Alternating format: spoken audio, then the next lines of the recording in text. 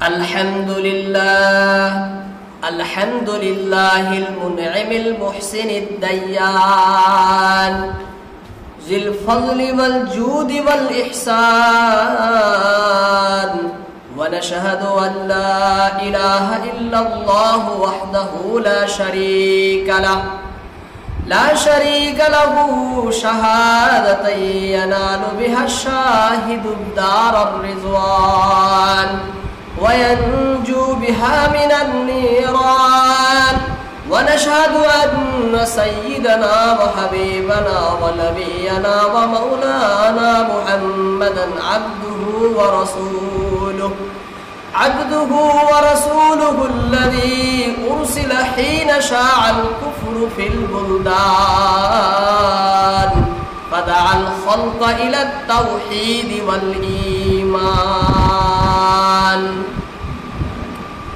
সর্বসেরা হয়ে যার আগমন সবার শেষে ধূসরই মরুভূমিতে অতি গরিব বেশে তিনি হলেন মোদের নবী শরীয়তের মূল তার প্রেমে পড়তে দরুদ করো না গো ভুল ইয়া রাব্বি সাল্লি ওয়া সাল্লিম দাইমান আবাদা আলা হাবিবিকা খায়রিল খালকি কুল্লিহিম হুয়াল হাবিবুল্লাযী তুরজা শাফাআতুহু লিকুল্লি হাওলিন মিনাল আহওয়ালি মুকতাহিমি أما بعد فأعوذ بالله من الشيطان الرجيم بسم الله الرحمن الرحيم لم يكن الذين كفروا من أهل الكتاب والمشركين منفكين حتى تأتيهم البينة رسول من الله يتلو صحفا مطهرة فيها كتب قيمة وما تفرق الذين أوتوا الكتاب إلا من بعد ما جاءتهم البينة صدق الله العلي الكريم আমি আপনাদের সম্মুখে যে সূরাটি তেলাওয়াত করেছি সেই সূরাটির নাম হলো সূরা বাইয়িনা। এই সূরার ভিতরে 8টি আয়াত, 94টি শব্দ এবং 399টি বর্ণ রয়েছে।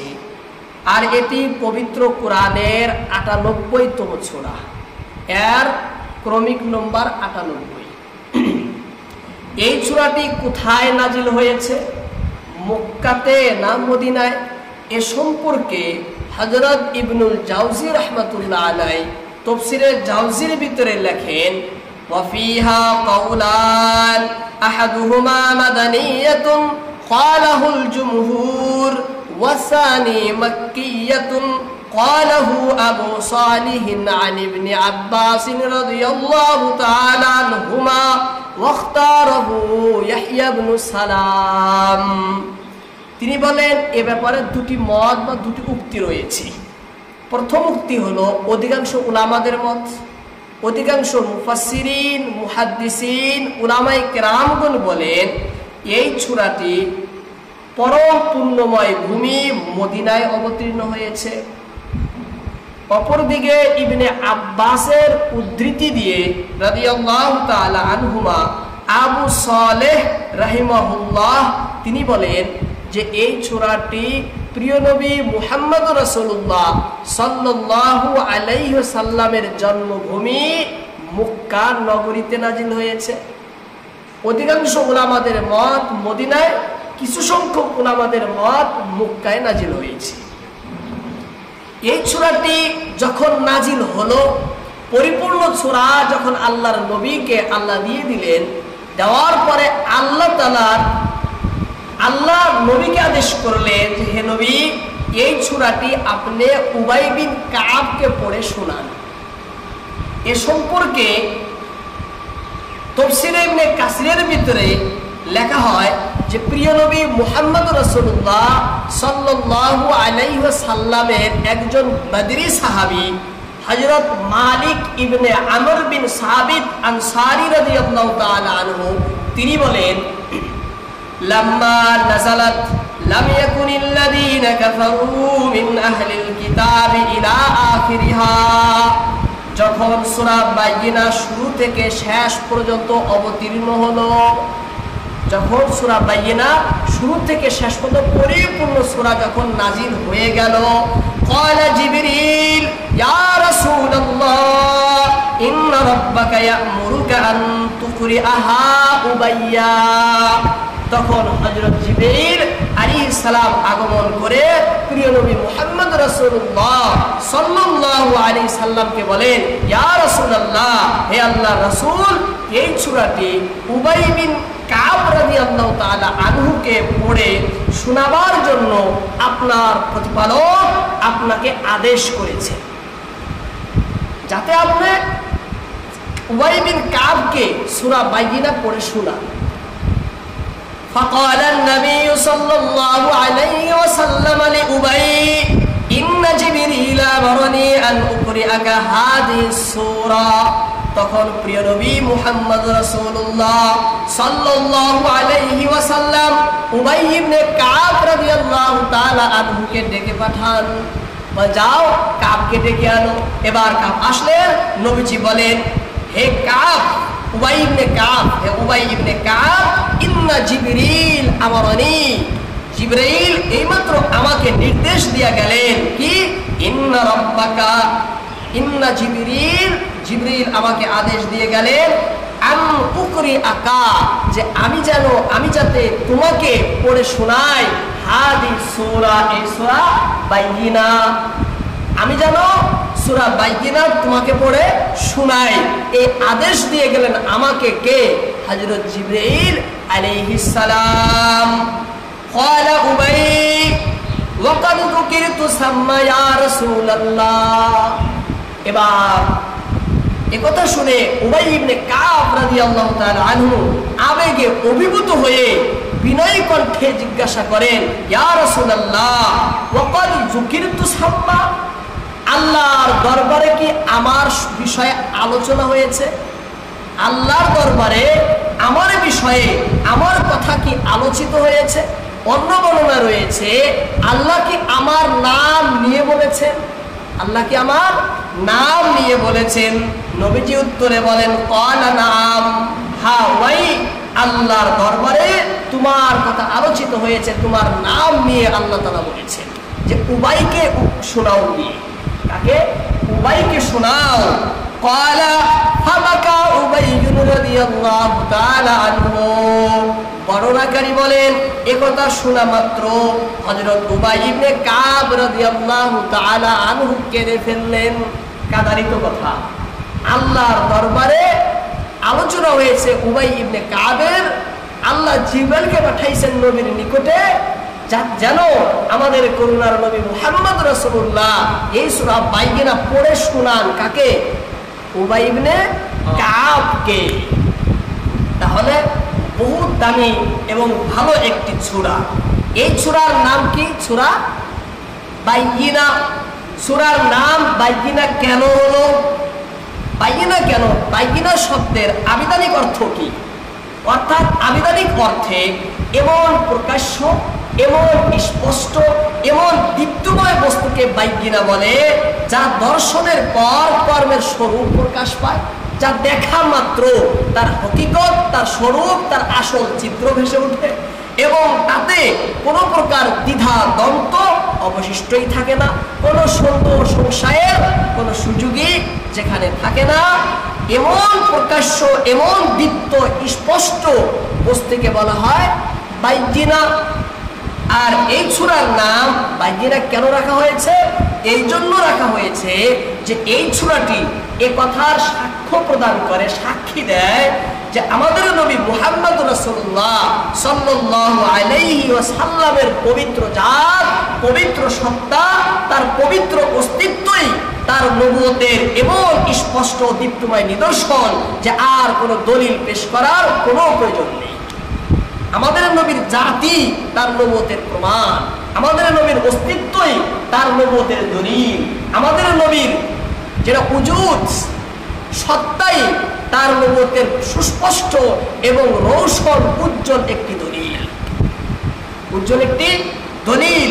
অর্থাৎ কিভাবে আমাদের নবী মুহাম্মদ রাসূলুল্লাহ সাল্লাল্লাহু আলাইহি সাল্লাম বাল্যকালে ইতিম হয়ে যান, বাবাও হারা হন, মাও হারা হন, এবং তার বংশধর নবীর সম্পর্কে জ্ঞাত নয়, নবীর স্বরূপ হাকিকত সম্পর্কে তারা জানে না, যে এই বালকটি কে, বড় হয়ে কি হবে, হ্যাঁ এই বালকটির স্বরূপ হাকিকত কি তারা কেউ জানে না।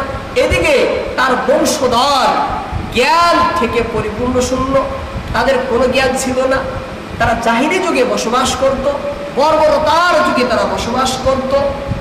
হ্যাঁ এই বর্বরতার যুগে, জাহিলি যুগে, এবং ইতিম বালক, মা বাবা হারা সন্তান এবং তার বংশধর, এমন বংশধর যাদের ভিতরে কোনো জ্ঞান নেই, সেই পরিবেশে, সেই পরিস্থিতিতে, সেই সমাজে বসবাস করে আমাদের নবী মুহাম্মদ রাসূলুল্লাহ সাল্লাল্লাহু আলাইহি ওয়াসাল্লাম সর্বোত্তম চরিত্রের অধিকারী হয়েছিলেন।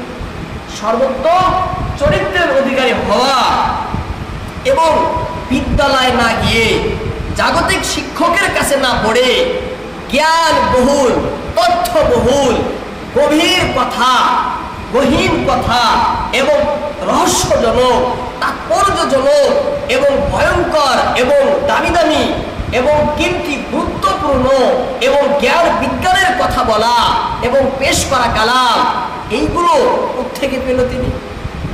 কার কাছ থেকে শিখলো? জাগতিক শিক্ষকের কাছ থেকে না শিখে কিভাবে তিনি পেশ করে? তাহলে বোঝা গেল নিশ্চয় তালিমে ইলাহি এখানে কাজ করেছে, আল্লাহ তাকে শিখিয়েছেন। আল্লাহর অদৃশ্য শিক্ষণে এগুলো হয়েছে, তা না হলে কোত্থেকে তিনি পাবে?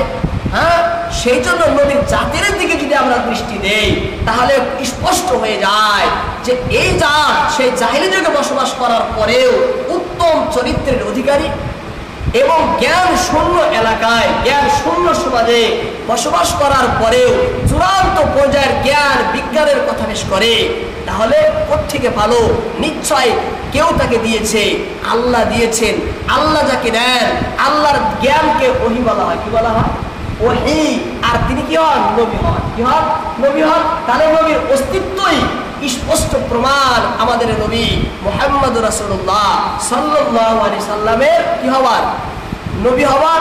আর এখানে বাইকিরা দ্বারা বোঝানো হয়েছে আমাদের নবীকে, সেই জন্য বলা হয়েছে সূরার নাম বাইকিনা, অর্থাৎ আমাদের নবীর অস্তিত্বটাই স্পষ্ট একটি দলিল। এই দিকে লক্ষ্য করে সূরার নাম রাখা হয়েছে সূরা বাইয়িনা।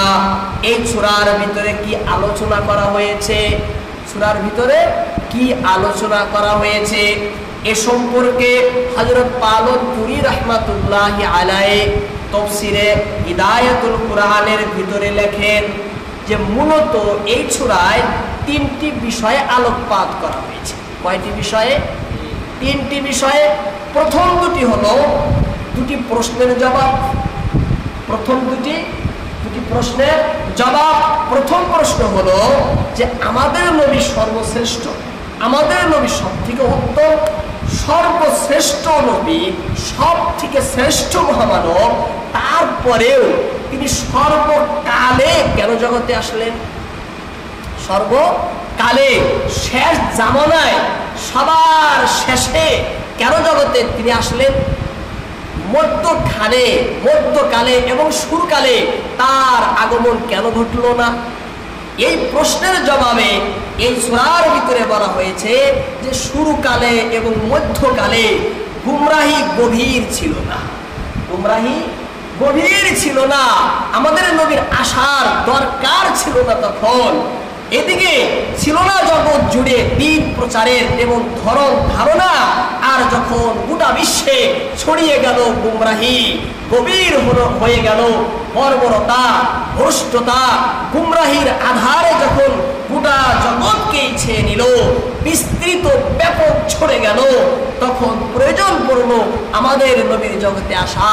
তখন আল্লাহর তাআলা মুহাম্মদ রাসূলুল্লাহ সাল্লাল্লাহু আলাইহি ওয়াসাল্লামকে প্রয়োজনের দিকে লক্ষ্য রেখে সর্বশেষে জগতে পাঠিয়ে, সর্বশেষে জগতে পাঠাইলেন। নবী হলেন সমস্ত নবীদের নবী, সমস্ত রাসূলের নবী, কুল কায়নাতের নবী, গোটা সৃষ্টির নবী। তিনি হলেন মহানবী, তিনি হলেন মহানবী, সর্বোত্তম, সব থেকে শ্রেষ্ঠ নবী। তিনি তো তখনই আসবেন যখন তার কাজ আসবে, তিনি তো তখনই জগৎ আগমন করবেন যখন দরকার পড়বে।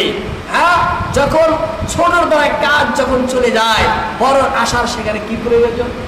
হ্যাঁ, সেই জন্যে আদম নবী জগতে আসলেন সেই সময় যখন তার কাজ ছিল, তারপরের নবী, তারপরের নবী, এইভাবে যখন যার প্রয়োজন আল্লাহ তাআলা তখন তাকে প্রেরণ করে দুনিয়ার মানুষকে সৎ পথে, হেদায়েতের পথে আল্লাহ তাআলা ডাকছেন। যখন দরকার পড়ে গেল আমাদের নবী মুহাম্মদ রাসূলুল্লাহ সাল্লাল্লাহু আলাইহি সাল্লামকে জগতে আসা, তখন আল্লাহ তাআলা তাকে প্রেরণ করলেন। সর্বশেষে দরকার, সেজন্য সর্বশেষে আসলেন। মধ্যকালে শুরুকালে দরকার হলে আল্লাহ তাআলা মধ্যকালে এবং শুরুকালে পাঠিয়ে দিতেন। দ্বিতীয় প্রশ্ন হলো যে পবিত্র কোরআন চিরন্তন সত্য, চিরসত্য একটি কিতাব, অভিনব একটি গ্রন্থ, বিভিন্ন বিষয়ের সম্বলিত একটি কিতাব। তা সত্ত্বেও কিতাবীরা, আহলে কিতাব কেন কবুল করলো না? তারা কেন মেনে নিল না?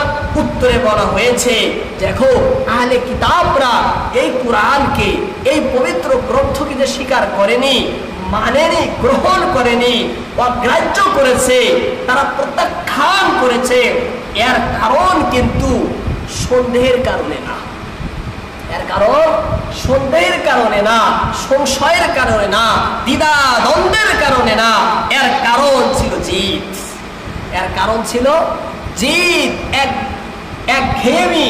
এর কারণ ছিল হটকারিতা। এই হটকারিতার কারণে, জিদের কারণে তারা সত্যকে গ্রহণ করেনি, তারা সত্যকে গ্রহণ করেনি, এই কিতাবকে স্বীকার করেনি। সর্বশেষে বলা হয়েছে, তৃতীয় বলা হয়েছে যে একদল স্বীকার করেছে আর একদল স্বীকার করেনি, একদল মেনে নিয়েছে আর একদল মেনে নেয়নি, একদল দাওয়াতে ইসলামকে স্বীকার করেছে, গ্রহণ করে নিয়েছে, আরেক দল দাওয়াত ইসলাম গ্রহণ করেনি। যারা দাওয়াত ইসলাম গ্রহণ করেছে তাদের পুরস্কার কি হবে এবং যারা গ্রহণ করেনি তাদের পরিণাম ও শাস্তি কি হবে, এ সম্পর্কে সূরায় বলা হয়েছে। সম্পর্কে সূরায় বলা হয়েছে। যারা গ্রহণ করেছে তারা শান্তি পাবে, যারা গ্রহণ করেনি তারা শাস্তি পাবে। এটা সর্বসম্মতিক্রমে স্বীকৃত একটি কথা, সকলেই আমরা জানি। যারা ভালো কাজ করবে তারা ভালো ফল অবশ্যই পাবে, যারা মন্দ কাজ করবে তারা মন্দ ফল অবশ্যই পাবে, তারা মন্দ ফল নিশ্চিতই পাবে। এবার আসুন সূরা তাফসীরের দিকে। এই সূরার তাফসীর সম্পূর্ণ পরিপূর্ণ বুঝতে গেলে, এর ব্যাখ্যা স্পষ্টভাবে যদি বুঝি, তাহলে এর আগে জানতে হবে যে যখন আমাদের নবী মুহাম্মদ রাসূলুল্লাহ সাল্লাল্লাহু আলাইহি ওয়াসাল্লাম জগতে আগমন করলেন, আগমন করার আগে প্রাককালে, পূর্বকালে আরবের অবস্থা কেমন ছিল, আরবের অবস্থা কেমন ছিল, পরিবেশ কেমন ছিল, সেই সম্পর্কে যদি আমরা জানি তাহলে এই সূরার ব্যাখ্যা পরিপূর্ণভাবে ও যথোচিতভাবে আমরা বুঝবো। অন্যথায় সূরার ব্যাখ্যা পরিষ্কারভাবে বুঝে আসবে না। তাই আমি আপনাদের সম্মুখে অতি সংক্ষেপে আরবের অবস্থা ও পরিবেশ আপনাদের সম্মুখে তুলে ধরি। আরব মানে বালুকাময় প্রান্ত। আরব শব্দের অর্থ ধূসর, যেখানে কোনো কিছুই হয় না, উষর ধূসর মরুভূমি এবং লতাগুল্ম তৃণ শস্যবিহীন এক উপদ্বীপের নাম হলো আরব, যেখানে গাছ বৃক্ষ তরুলতা কিছুই নেই, যেখানে শুধু বালুই আর বালু, যেখানে কোনো কিছুই গজায় না, এমন একটি এলাকা, এমন একটি উপদ্বীপের নাম কি? আরব। প্রিয় নবী মুহাম্মদ রাসূলুল্লাহ সাল্লাল্লাহু আলাইহি ওয়াসাল্লামের আবির্ভাবের প্রাক্কালে এই আরব উপদ্বীপ ভ্রষ্টতার গভীর অন্ধকারে আচ্ছন্ন ছিল। ভ্রষ্টতার গভীর অন্ধকারে আচ্ছন্ন ছিল, ছিল নিমজ্জিত এই উপদ্বীপ বর্বরতার, নিষ্ঠুরতার গহীন আধারে। এদিকে আরবের রাজনৈতিক অবস্থাও ছিল উচ্ছৃঙ্খল ও অরাজক। অরাজকতা উচ্ছৃঙ্খলতা গোটা আরবেই বিরাজ করত। ছিল না আরবের ভিতরে মানবতা বলতে কোনো কিছু বস্তু, ছিল তা দারুণ অস্থিতিশীল পতনঙ্গ এক পরিবেশ। কারণ সমাজের জীবন, আরবে যারা বসবাস করত তাদের সামাজিক জীবন, তাদের সমাজের জীবনের যাবতীয় কল্যাণ, যাবতীয় সুবিধা, যাবতীয় সুযোগ সব কিছুই নির্ধারিত ছিল, নির্বাচিত ছিল একমাত্র নেতাদের জন্য। আরবের যত সুবিধা, যত সুযোগ, যত কল্যাণ, যত মঙ্গল ভালো সব কাদের জন্য ছিল? বড় বড় নেতাদের জন্য ছিল, নেতৃত্ব স্থানীয় লোকদের জন্য সব ছিল। কোনো মূল্যই ছিল না সাধারণ জনগণের ইচ্ছা ও অনিচ্ছা। তাদের ইচ্ছা এবং অনিচ্ছার কি যায় আসে? তাদের চাওয়া পাওয়ার কি যায় আসে? এই জন্য তারা সাধারণ মানুষকে তারা একদম অত্যাচার, উৎপীড়ন, নির্যাতন তারা করত। এক ভাষায় যদি বলি, স্বৈরাচারী শাসন চলতো আরবে। স্বৈরাচারী শাসন চলতো আরবে। সাধারণ জনগণ ছিল তাদের শস্য স্বরূপ উপার্জনের মাধ্যম। শস্য স্বরূপ যেমন খেত খাবার আমাদের কি উপার্জনের মাধ্যম, যোগান মাধ্যম, ঠিক তেমনি আরবের সাধারণ জনগণ ছিল নেতাদের জন্য, নেতৃত্ব স্থানীয় লোকদের জন্য তাদের আয় উপার্জনের কি ছিল? মাধ্যম ছিল, যোগান ছিল। তারা পুঁজি হিসাবে ব্যবহার করতো সাধারণ জনগণকে। কাদেরকে? এক কথায় তাদের ভিতরে একদম মনুষ্যত্বই ছিল না, মানবতা ছিল না। তারা পশুত্বের স্তরে উপনীত হয়েছিল এবং বিরাজ করছিল তাদের মাঝে অমানসিক পাশবিক স্বভাব আচরণ। এক ভাষায় যদি বলি, তারা মনুষ্যত্ব কি করছে? হারিয়ে ফেলেছিল। মানবতা তাদের ভিতরে ছিল না, ছিল তাদের ভিতরে পশুত্ব, পাশবিক স্বভাব। পশুর যে স্বভাব, সেই স্বভাব তাদের ভিতরে ছিল। মানবের যে স্বভাব, মানবীয় গুণ গরিমা, মানবীয় বৈশিষ্ট্য থেকে তারা মুক্ত ছিল, শূন্য ছিল। তাদের ভিতরে মানুষ, এক কথায় তারা মানুষই ছিল না। কি ছিল না? মানুষই তারা ছিল না। অতীব দুঃখের বিষয় যে প্রিয় নবী মুহাম্মদ রাসূলুল্লাহ সাল্লাল্লাহু আলাইহি সাল্লামের আগমনের পূর্বে হযরত ইব্রাহিম আলাইহিস সালামের আনিত দিন, আনিত ধর্মের উপরে তারা কি ছিল? আমল করত। আমল করা সত্ত্বেও আরবের সেই লোকজনেরা মাঝকাল ক্রমান্বয়ে ধীরে ধীরে তারা তাদের ধর্মীয় মতবাদ, ধর্মীয় বিশ্বাসে তারা উদাসীনতা দেখা দেয়, তারা ছেড়ে দেয়। সেই ইব্রাহিম ধর্ম তারা পরিত্যাগ করতে থাকে। ইব্রাহিমী ধর্ম ধীরে ধীরে কি করতে থাকে? ছেড়ে দিতে থাকে, পরিত্যাগ করতে থাকে। ফলে তারা মূর্তি পূজার মতো জঘন্য অপকর্মে, দুষ্কর্মে তারা লিপ্ত হয়। কেউ পাথরের পূজা করে, কেউ আগুনের পূজা করে, আবার কেউ বিভিন্ন প্রতিবার তারা কি করে? পূজা করা শুরু করে দেয়। এইভাবে তাদের ভিতরে গুমরাহির অমানিসী কালা কৃষ্ণ অন্ধকার তাদেরকে ঘিরে ধরে, ছেড়ে দেয়। এমন খারাপ পরিবেশ ছিল কোথায়? আরবে। এই ছিল আরবের কুরাইশ বংশীদের অবস্থা। ওই সমস্ত লোকদের অবস্থা যারা ইব্রাহিমী ধর্মে আমল করত। এছাড়া আরবে আরো দুটো জাতি থাকত। একটি খ্রিস্ট জাতি, খ্রিস্টান জাত, ইহুদি জাত। খ্রিস্ট মতবাদে বিশ্বাসী এবং ইহুদি মতবাদে বিশ্বাসীরাও আরবে ছিল অনেক। তাদের জনসংখ্যাও ছিল অধিকতর, অনেক তারা ছিল। ইহুদিরা আল্লাহর নবী হযরত উযাইর আলাইহিস সালাম, কোন নবী? হযরত উযাইর আলাইহিস সালামকে আল্লাহর পুত্র বলতো। ইহুদিরা বলতো যে উযাইর এ হলো আল্লাহর পুত্র। খ্রিস্টানেরা হযরত ঈসা আলাইহিস সালামকে বলতো ইনি আল্লাহর পুত্র, ইনি আল্লাহর পুত্র। উযাইরকে বলতো ইহুদিরা, আর ঈসা আলাইহিস সালামকে বলতো কে? খ্রিস্টানেরা আল্লাহর পুত্র বলতো। তাদের এটা আকীদা হয়ে গিয়েছিল। এই আকীদায় এবং বহুত্ববাদিতায় এবং অংশীবাদিতায় তারা মত মাতাল হয়ে তাদের আসল ধর্ম দিন তারা ধূলিসাৎ করে দিয়েছিল।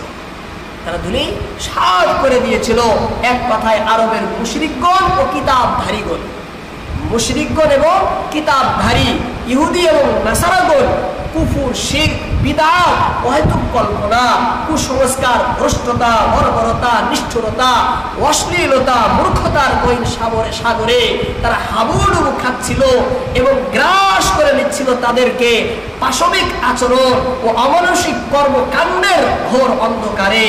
এরূপ ডুবুডুবু অবস্থা দেখে এবং ডুবুডুবু অবস্থা থেকে উদ্ধার করার জন্য এবং এহেন সর্বগ্রাসী অন্ধকার দূর করার লক্ষ্যে মহান আল্লাহ রাব্বুল আলামিন প্রয়োজন বোধ করলেন একজন অতিশয় পারদর্শী, অতিশয় সুনিপুণ, অতি বিচক্ষণ উদ্ধারক উপসারক এক নবীকে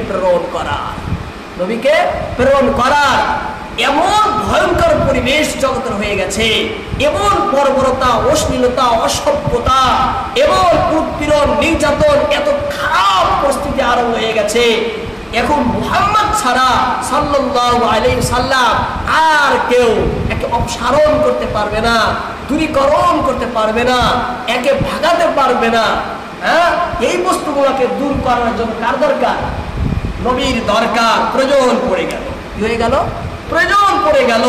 এই লক্ষ্যে আল্লাহ রাব্বুল আলামিন মানবতার কল্যাণকামী সৃষ্টিকুলের রহমত হযরত মুহাম্মদুর রাসূলুল্লাহ সাল্লাল্লাহু আলাইহি ওয়াসাল্লামকে গোটা সৃষ্টির জন্য নবী ও রাসূল করে সেই ধূসর মরুভূমি ও বারিকাময় প্রান্তর আরব উপদ্বীপে প্রেরণ করেন। কেন? যাতে তিনি সুনিপুণ ও বিচক্ষণ চিকিৎসক হয়ে গোটা সৃষ্টিতে গুমরাহি রোগে আক্রান্ত সকল রোগীর যথোপযুক্ত চিকিৎসা করতে পারে। সমস্ত মানুষ রোগে আক্রান্ত। কিসের রোগে? বর্বরতার রোগে, গুমরাহির রোগে, আল্লাহ বিমুখ রোগে, আল্লাহ বিমুখ হওয়ার রোগে তার সকলে আক্রান্ত। এই রোগ থেকে উদ্ধারের জন্য, চিকিৎসা করার জন্য দরকার পড়ে গেল কার? আল্লাহর নবী মুহাম্মদুর রাসূলুল্লাহ সাল্লাল্লাহু আলাইহি সাল্লামকে।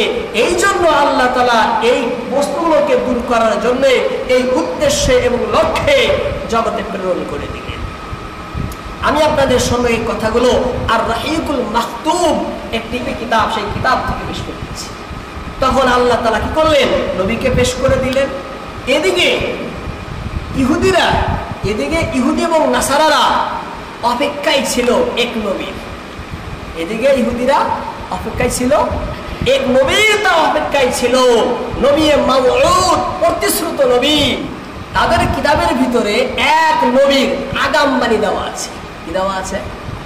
আগামবাণী, ভবিষ্যৎবাণী দেওয়া আছে। সেই নবীর তারা প্রতীক্ষা করতেছে, অপেক্ষায় তারা রয়েছে কোন দিন সেই নবী আসবে, কোন দিন সেই নবী আসবে। তারা অপেক্ষায় রয়েছে। কারা রয়েছে? আরবের কাফিররা। কারা? আরবের কাফিররা, কিতাবধারীগণ, মুশরিকগণ, মূর্তি পূজকগণ, সকলেই তারা কি হয়েছে? অপেক্ষায় রয়েছে। আর তারা বলতেছে যতক্ষণ পর্যন্ত সেই নবী জগতে আগমন করবে না, ততদিন পর্যন্ত আমরা আমাদের মত, আমরা আমাদের আকীদা, আমরা আমাদের কর্ম পরিত্যাগ করব না। আমরা আমাদের কর্ম পরিত্যাগ করব না। আমরা যে দিনে বর্তমানে রয়েছি সেই দিনে আমরা ততক্ষণ পর্যন্ত অবিচল থাকবো, অচঞ্চল, অটুট, মজবুত থাকবো, যতদিন পর্যন্ত সেই নবী জগতে আগমন না করে। যেই নবীর আগামবাণী দেওয়া হয়েছে, যে নবীর আগামবাণী, ভবিষ্যৎবাণী দেওয়া হয়েছে।